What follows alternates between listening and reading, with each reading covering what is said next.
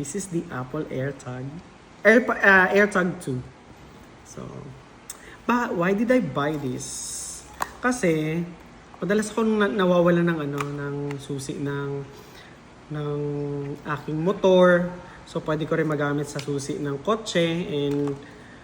And kung sa travel naman, magagamit ko to para secured ang aking passport. So, ikakabit ko to. So, this is the AirTag 2. Yan. So, how much is this? This is 2,000 pesos. And let's see. Paano ito? Ito na. So, ito na yung sinasabi kong pwede siyang customized. So, yes. Ito yung harap niya.